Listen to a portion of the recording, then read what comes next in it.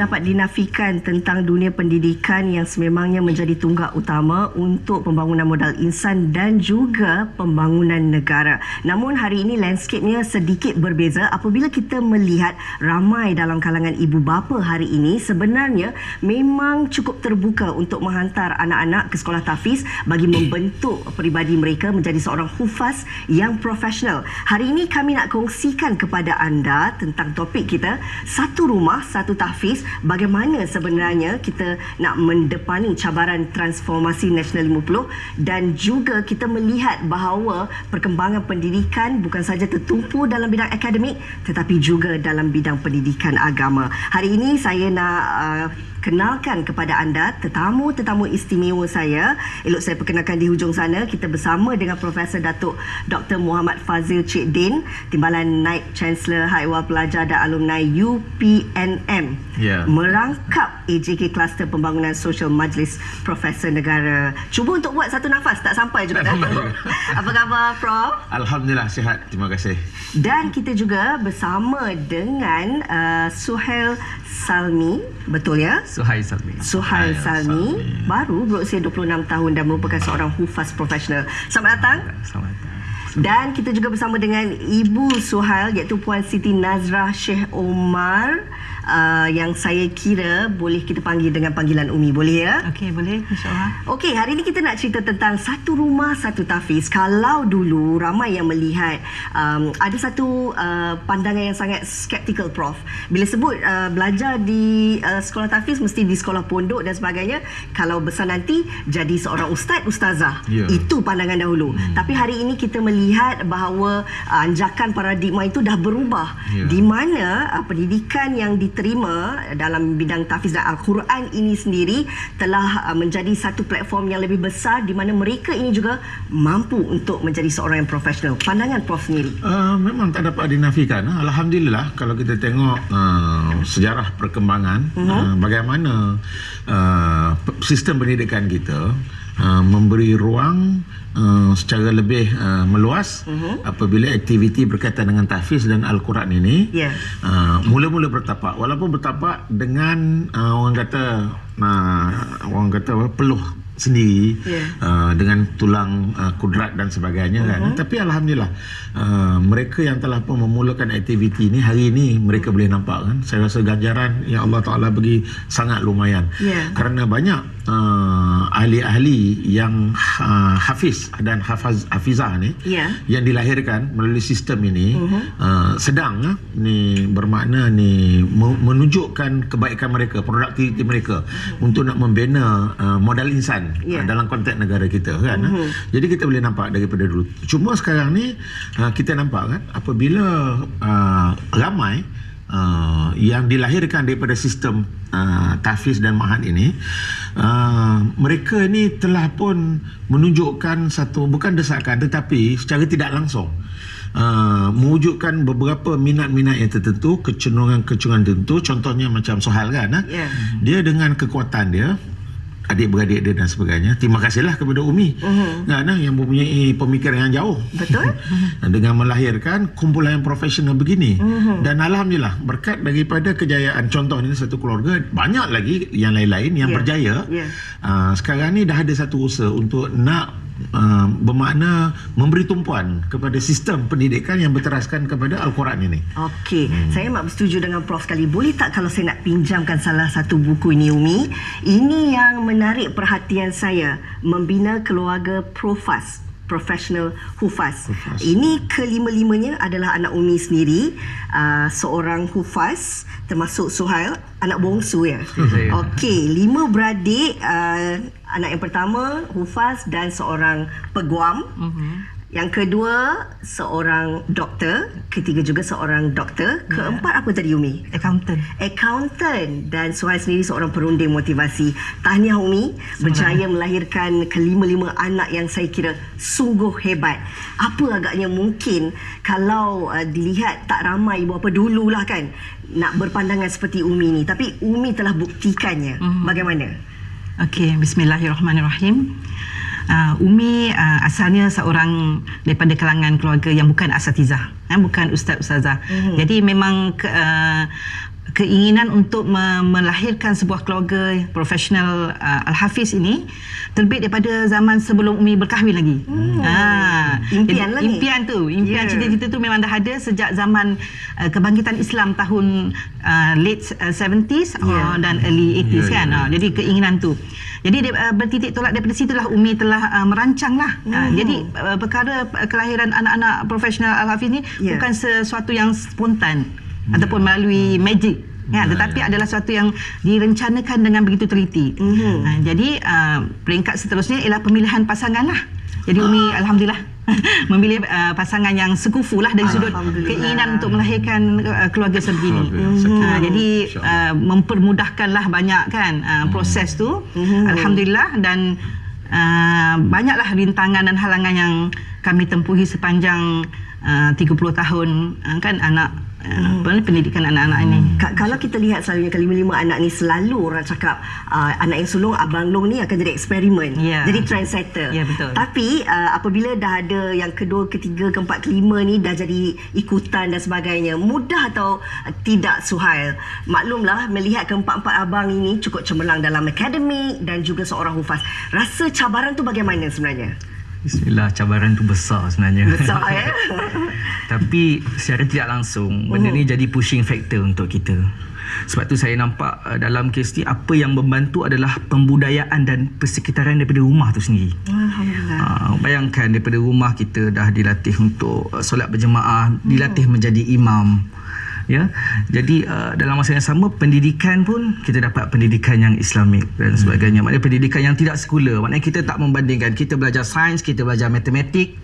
Itu adalah sebahagian daripada Islam. Macam kami contohnya, kalau saya boleh bagi tahu Farhan ya, dia ambil bidang perakaunan. Yang keempat. Accountant? Accountant. Dia ambil bidang perakaunan. Kenapa dia ambil bidang perakaunan? Sedangkan sebenarnya dalam bidang perakaunan ni ada disebut dalam Quran. Allah kata apa? Ya ayyuhallazina amanu idza tadayantum bidainin ila ajalin musamma faktubuh. Allah kata kan, wahai orang beriman, sekiranya kamu melakukan satu hutang piutang pada satu tempoh masa, maka tulislah. Itulah prinsip asas dalam perakaunan. Jadi hari ini kadang-kadang kita gagal menyedari bahawa ilmu-ilmu ni sebenarnya ada dalam Quran, tapi kita gagal untuk mengaplikasikan dalam kehidupan kita. Jadi kita nak pembudayaan daripada awal lagi, dibentuk daripada dalam keluarga dah. Saya setuju, segala-galanya adalah bermula daripada Al-Quran itu sendiri. Prof, kita melihat ini daripada satu sudut yang sangat positif. Ia juga saya kira membuka mata ibu bapa di luar sana. Bagaimana sebenarnya bermula dengan Al-Quran ini, anak-anak pastinya akan boleh mengembangkan apa saja potensi kerjaya mereka dan minat mereka, Prof.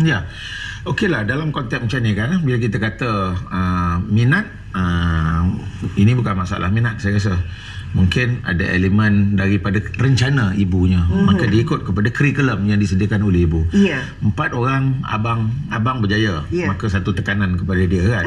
Minat, kecenderungan lain cerita kan. Tetapi bagaimana dia berjaya mengikut kepada ni kan. So dalam konteks ni, bila saya temu juga abang-abangnya tadi dan juga ni Suhail, mereka melalui proses menjadi seorang hafiz sehingga umur 16 tahun. Kemudian apabila umur 17 tahun, mereka pergi ke sekolah biasa untuk mengikuti balik akademik program untuk tingkatan 4 dan 5, asas SPM. Selepas itu barulah mereka terbang. Bermakna mereka ni adalah merupakan individu yang normal sebenarnya. Mereka normal. Okey, mereka dapat menguasai Al-Quran pada umur 16 tahun. Kemudian 2 tahun mereka menggunakan ruang tersebut untuk nak memenuhi keperluan umumnya, untuk dia nak pergi ke Jordan, nak pergi ke macam-macam lah, UIA dan sebagainya kan. Sebenarnya ni model yang ada dekat Umi ni satu model yang sangat baik. Model yang bagi saya agak individual sikit lah. Saya nak bandingkan dengan modul kita, modul di UPNM. Kita pun sama juga. Kita ada modul, kita melatih pegawai-pegawai tentera. So dalam melatih pegawai-pegawai tentera ni, kita nampak bahawa pegawai tentera ni dia terbalik lah. Umi daripada bawah ke atas, kita daripada atas ke bawah. So kita ada 500 orang pegawai tentera every year kita lahirkan. Daripada situ kita target, kita pun nak masukkan elemen Al-Quran di dalam diri mereka. Jadi model ini yang patut cantik kita cantumkan. Model Umi yang ada, yang melahirkan anak-anak hufaz. Kemudian kita di universiti, kita boleh melatih sebenarnya pelajar-pelajar kita, kita melatih pelajar-pelajar kita untuk ada nilai tambah dengan Al-Quran dan sebagainya. Ini di UPNM sendiri ya? Ya, betul lah. Ini contoh. Ini adalah mereka yang telah pun kita buat kerjasama dengan Muhammad Tafiz Sulaimaniyah Turki. Okey. Dia tenaga pengajar datang ke UPNM dan pelajar-pelajar pergi. Ini adalah pelajar-pelajar kita yang mereka ni adalah bakal pegawai tentera, akan mendapat pangkat lieutenant, captain dan sebagainya. Dan kita ni melatih mereka menjadi seorang hafazat di UPNM kan. Jadi bila saya tengok cadangan untuk nak mewujudkan Universiti Al-Quran, satu cadangan yang sangat bagus, sangat murni. Model ada dekat sini, model kecil ada dekat sini. Saya namakan sebagai makmal lah, makmal keluarga dah ada dekat sini. Kemudian universiti dekat UPNM kita dah ada satu modul yang macam ni. Kalau kita dapat bercakap nanti dapat berbincang saya rasa insya-Allah matlamat untuk nak menubuhkan Universiti Al-Quran dengan target untuk nak melahirkan 125,000 dalam masa 5 tahun, bermakna purata 25,000. Saya rasa boleh. Boleh boleh dijalankan. InsyaAllah. Dan apa pula pandangan Suhail sendiri yang pernah melalui fasa ini sebenarnya kan, apabila melihat banyak inisiatif yang bakal digerakkan untuk melahirkan tahfiz-tahfiz yang sememangnya mempunyai kemahiran tersendiri dan juga mampu untuk menjadi seorang profesional ini, seolah-olah kita dapat merealisasikan bahawa setiap hafiz ini mereka juga mampu berjaya. Saya sebenarnya jika nak dibandingkan dengan zaman kami dulu, fasa-fasa awal, masyarakat hari ini sepatutnya sangat bersyukur sebab terlalu banyak ruang yang dibuka di peringkat sekolah, di peringkat universiti dan sebagainya. Jadi kita hari ini, kita nak ke depan, nak maju, kita kena faham Al-Quran ni dia bukan sekadar kita jadikan rutin bacaan. Saya suka memetik kata-kata Syekh Hamad Rashid dalam kitabnya Muntalaq. Dia kata, kebimbangan aku hari ini bila mana orang hafal Quran dia jadi macam burung kakak tua. Kan? Dia cuma tahu bercakap tapi dia tak faham apa yang terkandung dalam Quran. Jadi hari ini kita nak hafal Quran, bagi saya adalah satu bonus. Tapi yang paling penting adalah kita amalkan Quran tu dan terapkan dalam kehidupan kita dan jadikan dia sebagai way of life. InsyaAllah. Dan Umi sendiri, kadang-kadang apa yang Umi lakukan ini boleh memberi inspirasi kepada banyak golongan ibu bapa di luar sana. Cuma yang menjadi persoalannya, kadang-kadang timbul dalam diri mereka, masih sempat lagi kah ataupun sudah terlewat? Apa mungkin yang Umi nak kongsikan kepada mereka sebenarnya untuk menaikkan semangat ibu bapa ini, memberi dorongan kepada anak-anak mereka? Okay, actually it's never too late to be a profas, kan? To build a profas family. InsyaAllah kalau hari ini terbuka hati kita untuk melahirkan sebuah keluarga profas, InsyaAllah kita berusaha cuba seberapa daya untuk memiliki sebuah keluarga yang soleh, keluarga anak-anak pencinta Al-Quran tu bermula daripada diri kita sendiri, diri ibu bapa itu sendiri. Jadi kalau bacaan kan Quran tu belum betul lagi, maka pergi berguru, kan, belajar lagi. Dan di masa yang sama terapkan nilai itu pada anak-anak, kan. Ada sesi-sesi membaca Al-Quran bersama dengan anak-anak di rumah, kan, sesi-sesi tazkirah, dan menaikkan motivasi dan jati diri anak-anak bermula daripada hari pertama, tak kira lah berapa usia.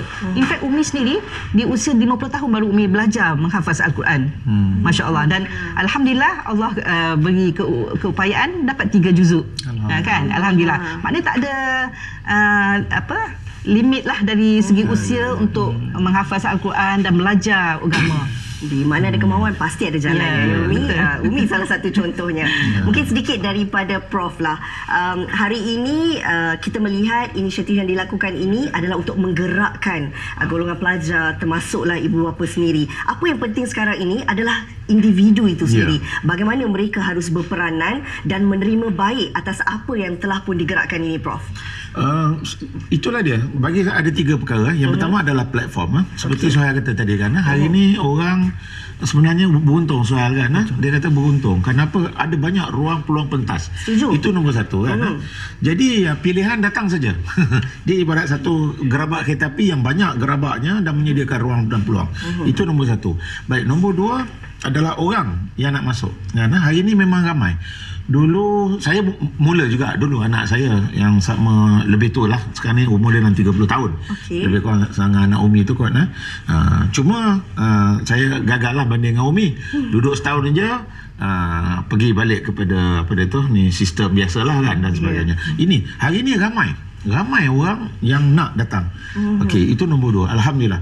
Baik, sekarang ni menjawab kepada soalan Rina. Okey, di sini yang kita nak sekarang ni adalah kualiti orang yang nak masuk tu. Dia tak boleh orang yang sembarangan, tak boleh orang sembarangan nak cuba kan. Nak orang kata cuba jaya dan sebagainya kan. Nampak tak cantik lah. Sebab kita masyarakat kita dah maju soal kata kan. Orang di segi minat kecenderungan pun dah ada.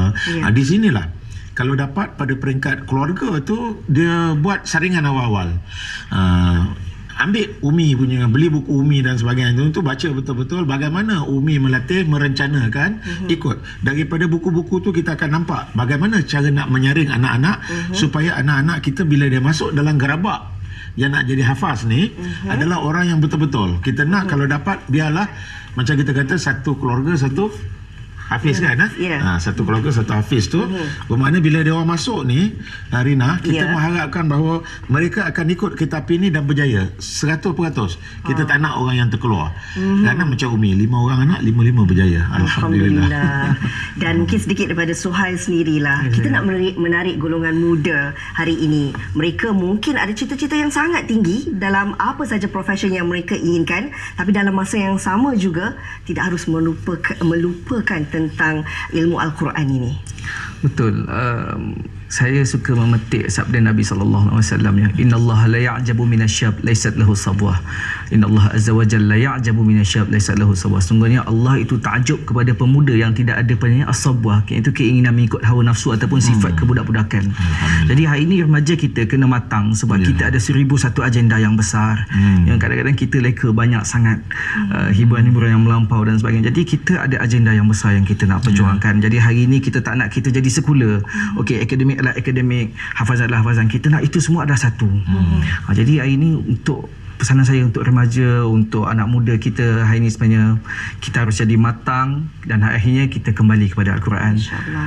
Dan sebab Nabi SAW dalam khutbah terakhirnya sebelum bagi dia wafat, dia pesan taraktu fikum amrain lan tadillu ma tamassaktum bihima kitaballahu sunnatun nabiy. Aku tinggalkan kepada kamu dua benda yang mana selagi mana kamu berpegang teguh dengan dua ni kamu tak akan sesat. Apa dia? Kitab Allah dan sunnah Nabi. Jadi ini pegangan kita hari ini supaya kita tak tergelongsor ke jalan yang lain. InsyaAllah. Dan mungkin sedikit daripada Umi lah untuk ibu-ibu di luar sana. Umi berdoa lah amat sangat agar lebih ramai lagi ya masyarakat Malaysia ini dapat bersama-sama dengan kami kan melahirkan seramai mungkin anak-anak profesional Al-Hafiz supaya masyarakat kita tidak kering dengan Al-Quran kan, agar Al-Quran itu subur dalam masyarakat. Di masa yang sama Umi ingin memberi tahu ranjau duri itu begitu banyak. Dalam penghasilan anak-anak sebegini begitu banyak pancaroba yang akan bakal ditempuhi, tetapi jangan putus asa kan. Kita berusaha bersungguh-sungguh, yakinilah bahawa Allah melihat kepada usaha kita. Hasil tu kita serahkan pada Allah. Kan Allah yang akan menentukan hasil insya-Allah. Baiklah, terima kasih saya nak ucapkan kepada Umi, Suhail dan juga Prof sendiri untuk perkongsian yang saya kira sangat bermakna dan mungkin dapat memberi pendedahan kepada ibu bapa di luar sana berkenaan dengan satu rumah satu tahfiz ini. Terima kasih sekali lagi. Kita nak berehat seketika, kembali lagi selepas ini.